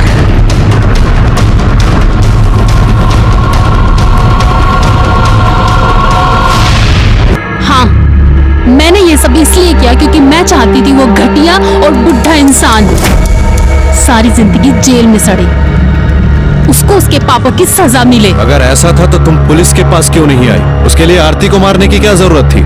लेकिन तुमने अपने आप को भगवान समझा और उस सारे चक्कर में तुमने एक मासूम लड़की की जान ले ली।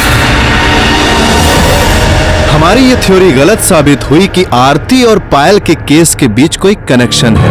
इन 2 बच्चियों के बीच सिर्फ एक ही कनेक्शन था कि ये दोनों डिसेबल थी। ऐसे बच्चों के साथ हमें हमदर्दी होनी चाहिए, लेकिन यहाँ पर उन्हें शिकार बनाया गया। प्रफुल्ल ने पायल पर रेप किया और प्रीति ठाकुर ने आरती को धर्मचंद से बदला लेने का जरिया बनाया और धर्मचंद ने वारिस पाने का। जब तक ऐसे अमानवीय लोग हमारे समाज में हैं, ऐसे बच्चों के पेरेंट्स और गार्जियंस को सतर्क रहने की बहुत जरूरत है, क्योंकि ये बच्चे गुनाह की दस्तक को समझ नहीं पाते, उसे आपको समझना है। मैं सीनियर इंस्पेक्टर राजेश यादव आपसे विदा लेता हूं। दोबारा मिलूंगा, तब तक सतर्क रहिए और देखते रहिए क्राइम पेट्रोल दस्तक, क्योंकि मकसद बताना नहीं, बचाना है। जय हिंद। क्राइम पेट्रोल के ऐसे ही मजेदार एपिसोड्स देखने के लिए हमारे चैनल को सब्सक्राइब करें